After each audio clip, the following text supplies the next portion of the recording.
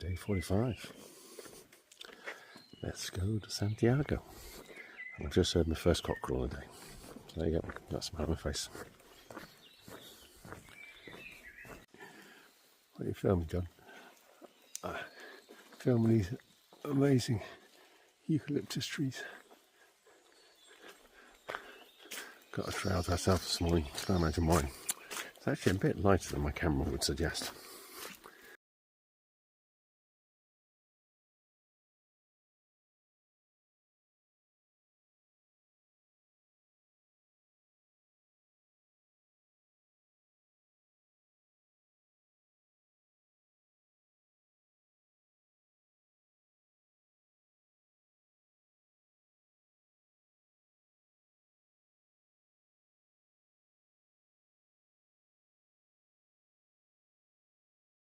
I wasn't expecting to see sort of little farms and these lovely weaving tracks this morning because we're coming into Santiago. We're still 19k out, so a little way to go, but just thought, oh, we're not going to see any today.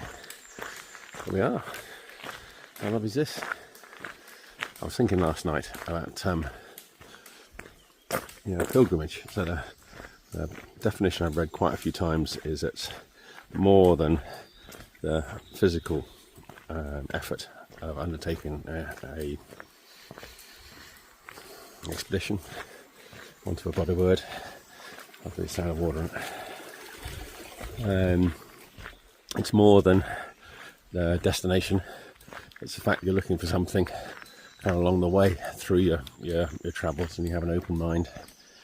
So that's in very simple terms of pilgrimage. And then you can actually do it a huge number of ways, whether it's obviously done it foot, bike, horse, car, boat. I don't think it really actually makes an awful lot of odds. They can all be pilgrimages. At one of my brothers building managers, Greg, when he goes on holiday, he really goes and immerses himself in the local culture and goes off the beaten track. I think it's actually probably a pilgrimage to that place. I don't get to speak to him anymore because I caught my brothers with their hand in the till going and charging us triple the market rate for building works they were doing in the school. So they banned me from speaking from any of their builders.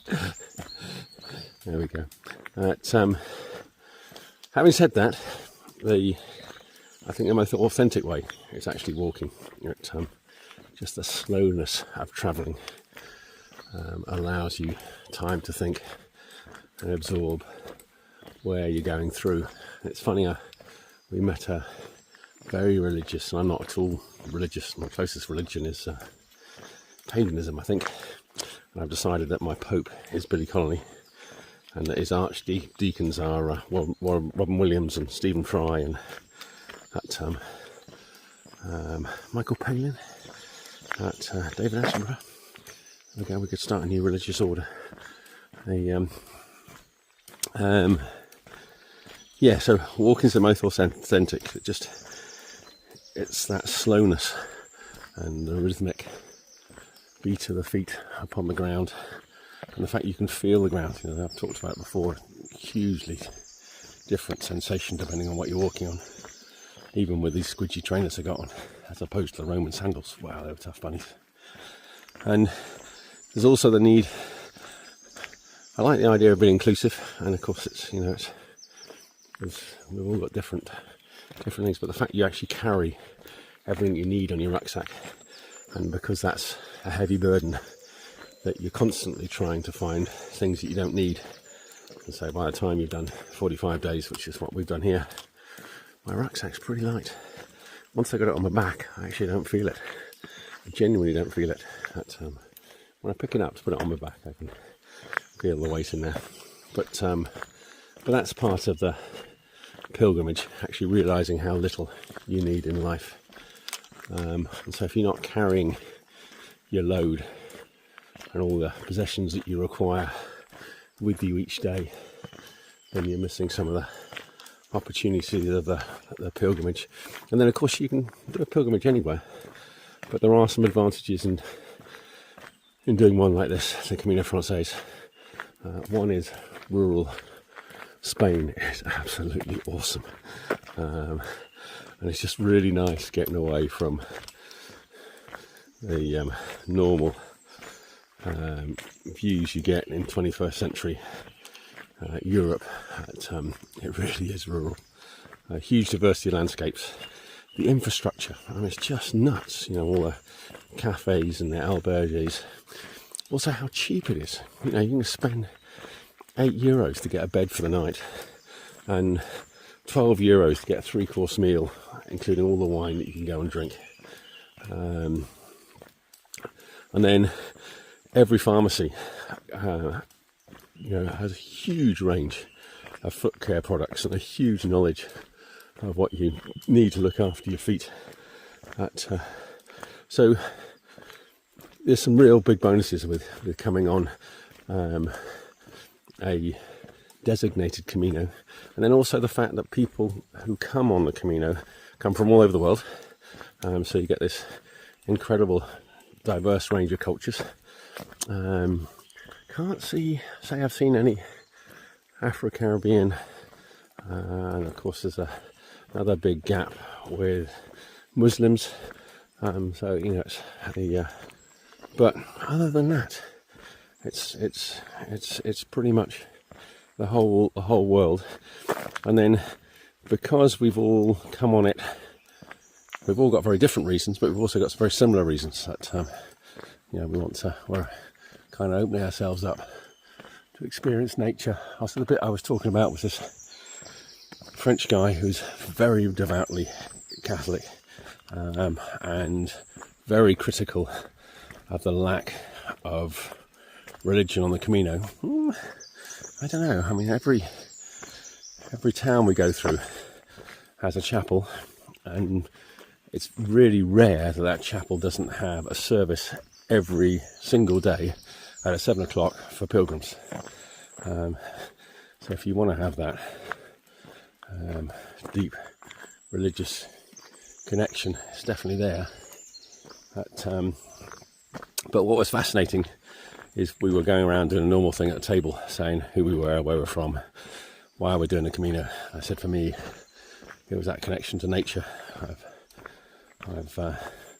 taught that and delivered that to children for 30 years. I wanted to have some of that for me, and it's been brilliant for that. And he really chimed with that. He said yes, that was a huge part of the Camino for him.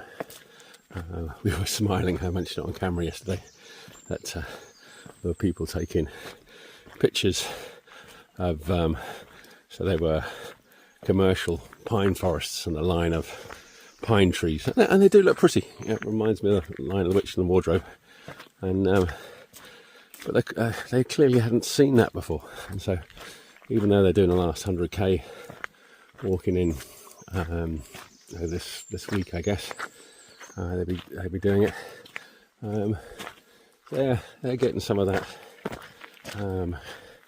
pilgrimage experience about connecting us to the planet that nourishes us and keeps us alive. Because what I'm walking through here is what keeps us alive, not the cars and the lorries and the houses and all those. I don't want to lose those things, don't get me wrong.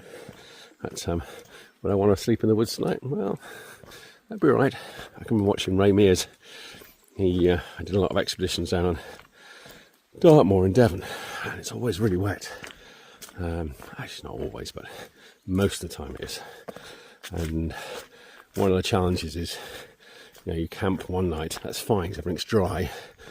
But then if it's a wet day, you end up packing the tent up wet, and so you can split the inner and outer, so the inner doesn't get quite so wet.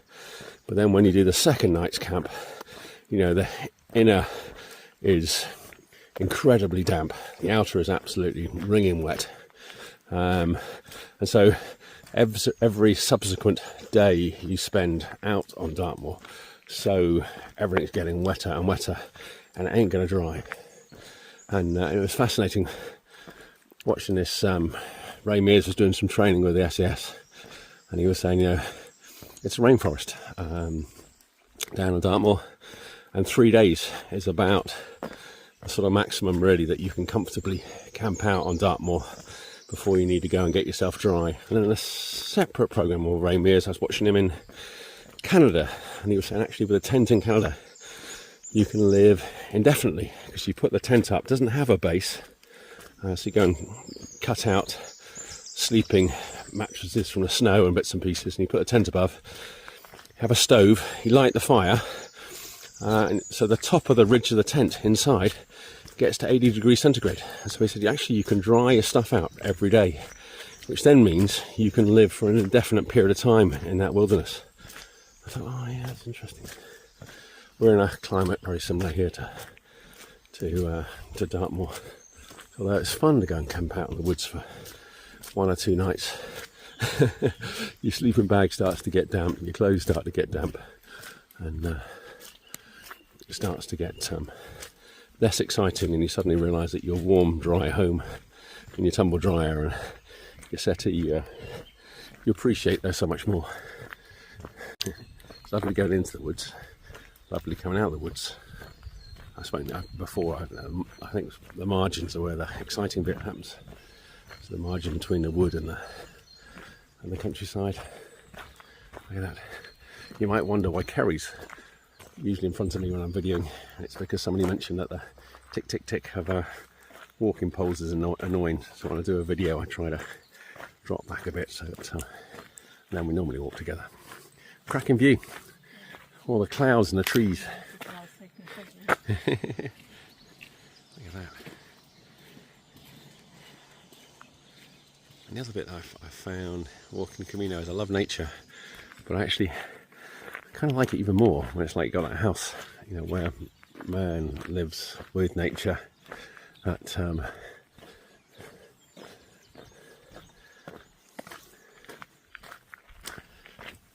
is a view I really like, especially when man does it well.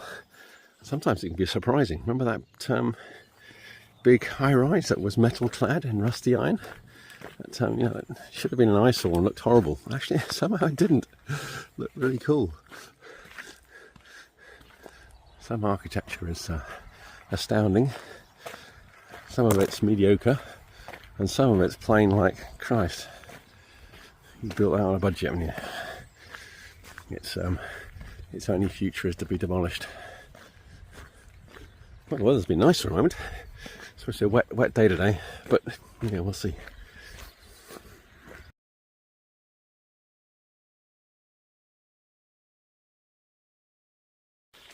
Got another one of these cool Dorset holloways. Well, the term is from Dorset. The holloway is from Galicia. Proper Dorset holloway. Isn't it just?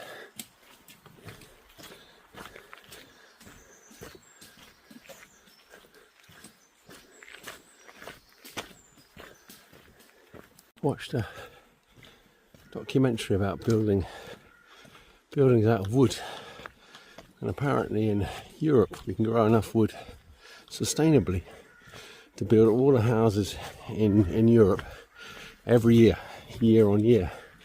And then of course, because the trees these wonderful carbon sinks, you then go and put them into a building, and if it's a decent building, the oldest buildings in England are wooden framed houses, and so you can end up with a building that definitely going to last hundreds of years, but actually lasts centuries. So you've got a sustainable material to build your houses, which is taking carbon out of the atmosphere. There's I don't know if you're like me, but when I see wood, I like to touch it. There's a real tactile nature to it, as opposed to the, it's predominantly concrete and steel, reinforced concrete that we build a lot of European houses from. That's a modern phenomenon. Actually, concrete can't cope with movement. So if you look at some of the lovely old Edwardian houses. Their walls and floors are all over the place. And all it's done is actually enhance the building it's in, rather than on the concrete one. You've only got to move 3 millimeters and you've got a crack, and then you actually reduced the structural integrity of the building.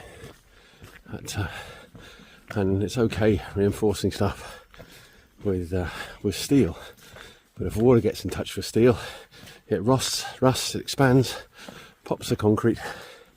It's not, as longer living. I know the Romans inventing concrete and invented the idea of strengthening concrete with iron in a drier climate than England. I've just noticed we're going through this eucalyptus forest predominantly, and there is some bird song, but very little.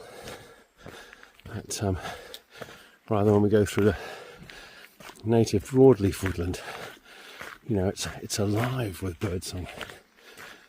Nature hasn't had a time to evolve to have sustainable ecosystems within a eucalyptus forest, which isn't native to this area. Little birds singing to me there. We have got some broadleaf trees. It's primarily eucalyptus. Liking this, we got a huge shrine.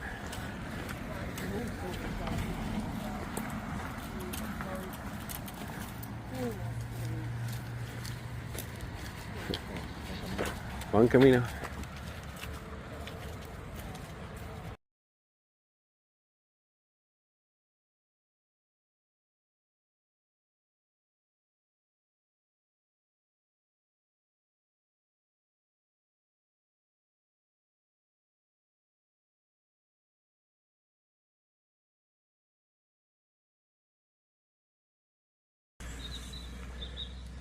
Nice kind of weaving countryside, very damp, but considering it's supposed to be raining today, you can see the van. It's quite nice, isn't it, the way the road weaves down there. We've lost little villages, we haven't seen any of those for a little while. We've just broke the 10k to cathedral. See what the brow of the hill brings. I'm pretty sure I heard a donkey. It's quite a blue sky there. But it's still incredibly damp. Nice quiet little roads we've had like this. Actually most of it's on sort of gravel tracks this morning. It's nice walking. Went past the airport, that eucalyptus. It was more than a wood, forest plantation. Considerably better than the one round Burgos. Oh my goodness. So the takeaway was that is to plant some broadleaf woods. Oh, it's a cow, not a donkey. It's very typical of the photos you'll see of Galicia, especially going towards Finisterre's, wet roads and people wearing raincoats. But it's actually been dry all morning, so we're happy. My dinky tractor watch. Oh, look at that dog there. See her? Hello, sweetie. Rather bored. Looked in this kennel. The beginning of the Camino, you saw lots of dogs shut in really quite small kennels, which is, working dogs. That's nice to out working every day, go and exercise them. Not at the end of the day. And then we've seen, when we came into Galicia, that's changed. A lot of the dogs are free roaming. Actually, when we came off the Meseta, first day off the Meseta, free roaming around the farms, which is lovely as long as you can trust them. And now getting close to the city, starting to see them back in ends again.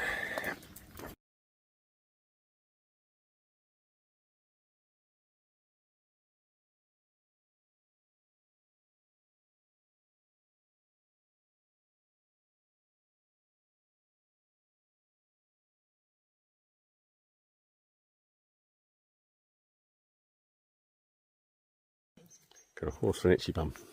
Yeah, be mine and you. It's getting me wet. Look. Oh wait, we like the cattle in the woods, and look at the horns on there. Look at that. They're gorgeous.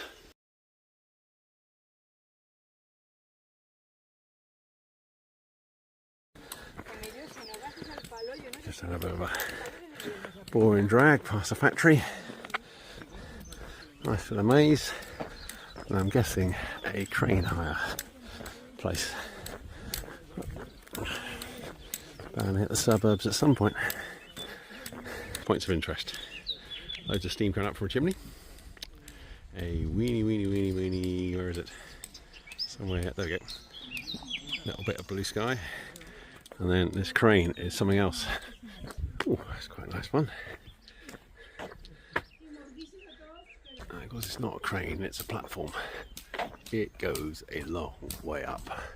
We've got 1, 2, 3, 4, 5, 7 sections. It's monstrous. Here is just spot the cathedral in the mist. I'm not sure what I feel about that.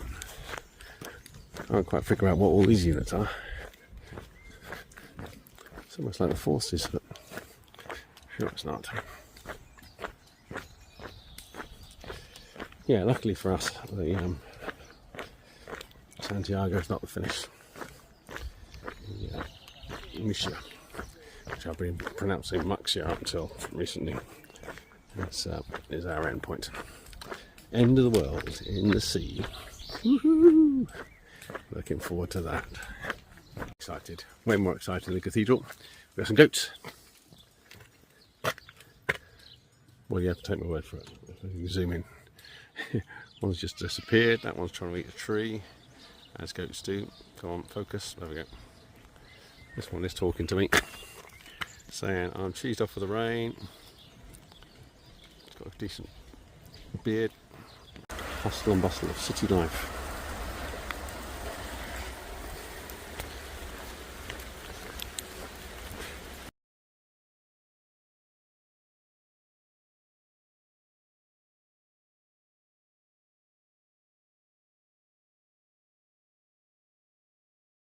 Would approve. I'm smiling at the Peregrino tattoos. There we go, I quite like that one. I was just saying Billy would approve.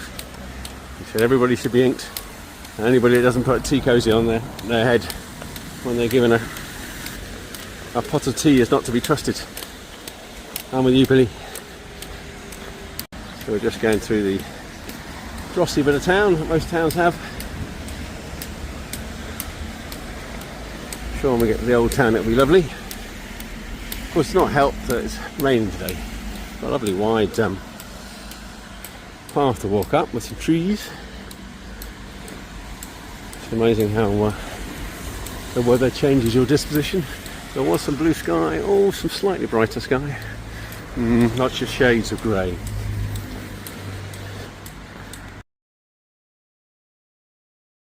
We're going through this bit of Santiago. I'm sure it's about to change. In a minute we'll turn left, I reckon. And then we'll get great. Not yet. Cracking fruit shops. Starting to get a bit nicer. Finally left the new bit of the town, creeping into the old. Been pushing on a bit this morning, just got to go and register to get our Compostela, which I don't know what the time is, but I know I'll get it today or tomorrow, one of the two. Just looked at my clock, it's 10:30, we've actually flown today. It's kind of cool. So we'll get our Compostela today. I think if you get in before 12, a bit like going to the, I don't know, doctors or one of those number things, or like in Beetlejuice, to wait to see. I think there's people who commit suicide. Quite a dour subject.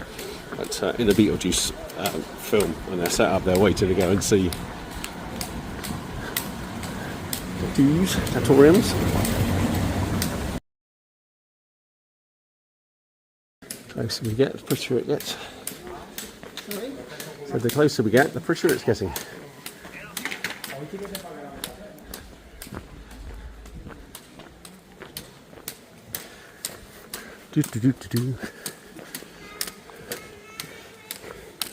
It's Spain, so there's always lots of places for sale.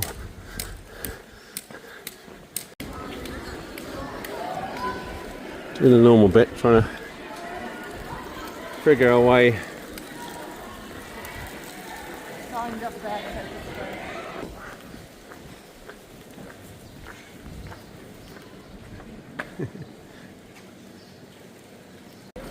So this is the square. There's the cathedral. I haven't really seen it yet, it's behind us.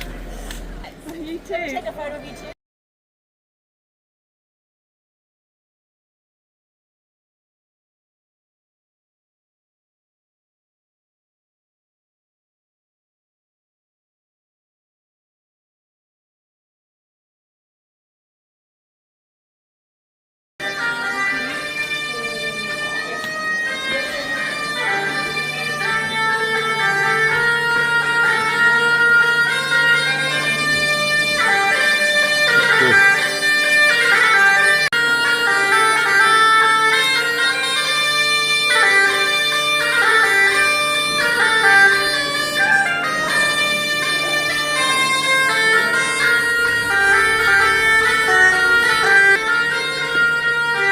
You can play the bagpipes.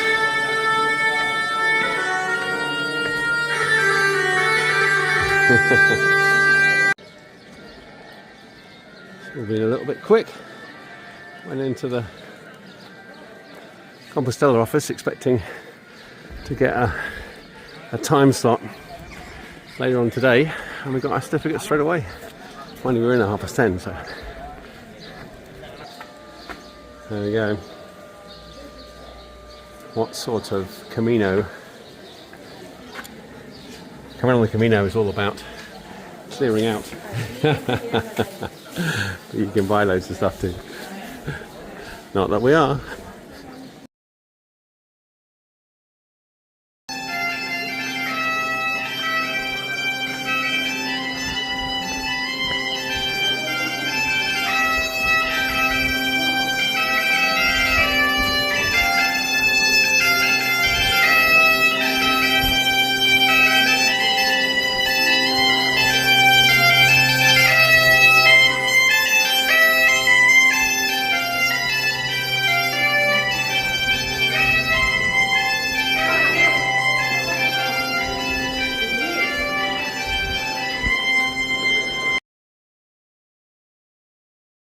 Place.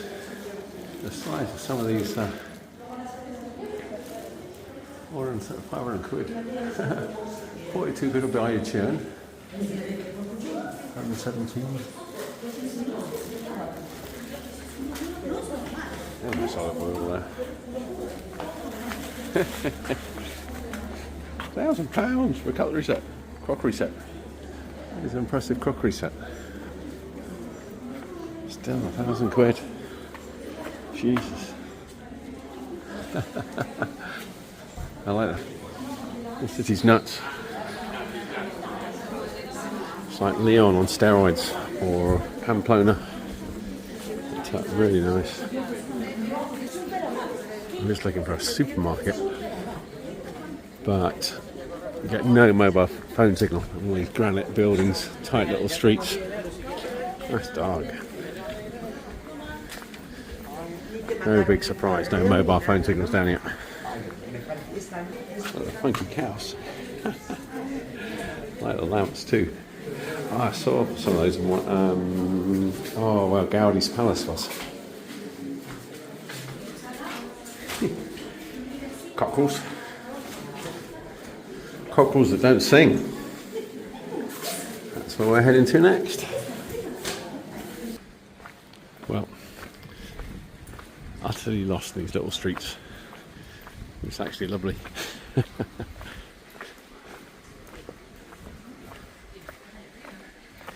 Thank goodness for the cathedral. Gives me a waymark. It's like, oh, okay. Right, it's one of these little streets down here. It's supposed to be a supermarket. Oh wow, there's chestnuts. Chestnuts? God, look at that. Honey. Chestnut honey, I guess. Yellow chestnuts. That's a little gem, I tell you. Phew. I thought that was a real person. That's great. Turns out having a saint buried in your city is really good news for business. This place is rocking. God.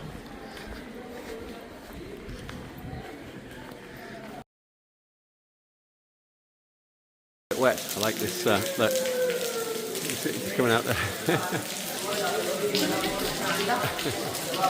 These are the gutters.